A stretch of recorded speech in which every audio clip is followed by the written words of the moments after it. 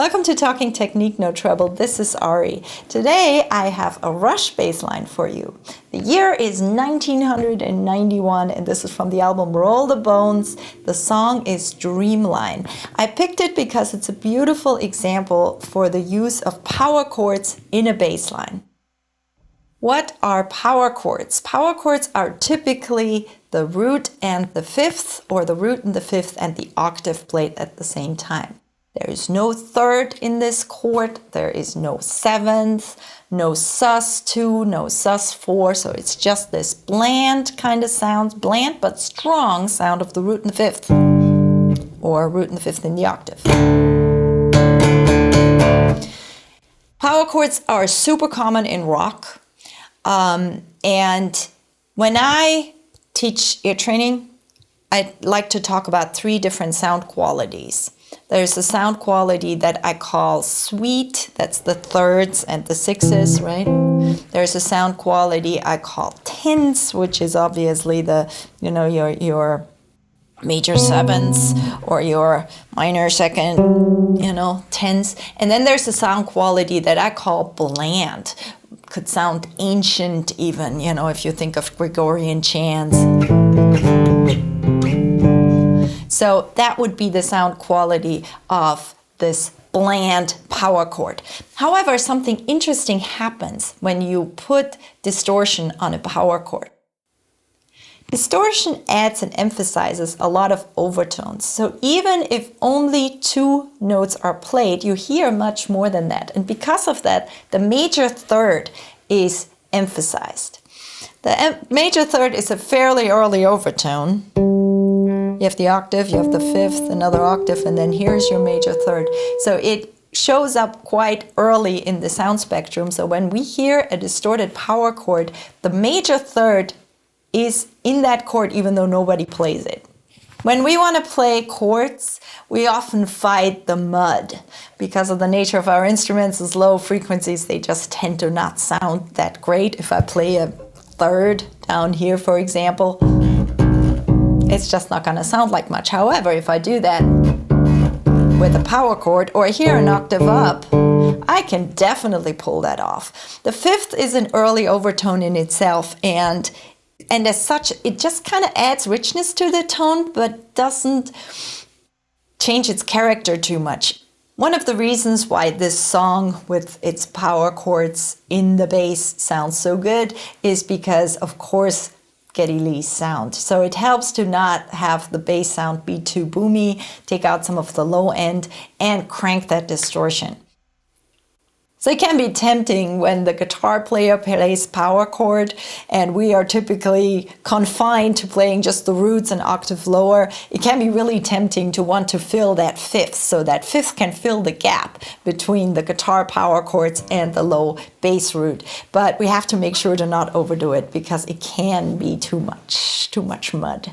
The way the power chords are used in this song creates an interesting rhythmic motive because there's this interplay of the single note line with the power chords. It works great in the context of the song. It creates a really cool and memorable riff. Harmonically, the song stays in E minor and has a quite common chord progression. So it's going from the E minor to the D, to the B, to the C, to the D, to the E.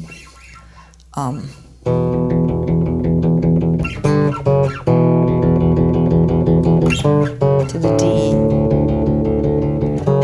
B, C, D, E. So this, especially this walk up is, very frequent in rock. And this 5, 6, flat 7, 1. So the chords all fit the natural minor scale. Fingering wise, I think it makes a lot of sense to play these power chords as 1/4 and just move them up and down as needed. And normally I'm all about 1 finger per fret, except for in situations where it doesn't really make a ton of sense. If you wanted to, you could of course do this, especially between the first two chords, where you go 2/4 and then 1/3. and then just move down to the next station when needed. But I actually also feel that, you know, the little bit of string noise that you get from the sliding kind of adds to the drama. As for the right hand, in order to get as much of an even sound out of those 8 notes, I would recommend that you experiment with playing with just one finger. So you're not alternating in this case. My favorite one would be the middle finger, and you could actually also play those power chords just with one finger.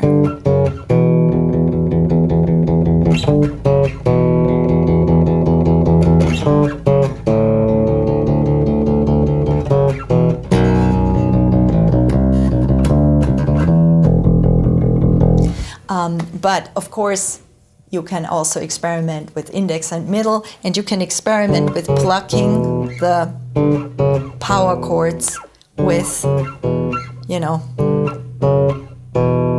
with your fingers like this, or both I think are options that sound pretty strong. I recommend you let the power chords ring as you play the pumping 8th notes.